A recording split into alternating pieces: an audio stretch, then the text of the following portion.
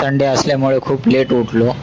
पण चला म्हटलं कुठंतरी जाऊया, घरात बसून आपल्याला काही जमत नाही. पहिला फ्रेश झालो. फ्रेश झाल्यानंतर रेडी झालो आणि निघालो नवरात्री उत्सव एन्जॉय करायला. घरातून फ्रेश झाल्यानंतर मी निघतोय परेलच्या देवीला, जी की फेमस आहे मुंबईमध्ये. खूप जबरदस्त असा डेकोरेशन होतं आणि खूप गर्दी पण होती. 18 भुजा अवतार असलेल्या आईचं दर्शन घेऊन मी निघतोय चिंचपोकलीला.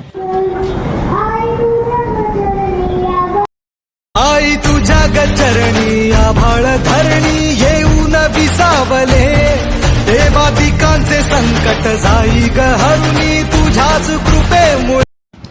पाऊस पण खूप चालू होता आणि पावसाचा आनंद लुटत मी निघतोय अर्थ रोड जेलला.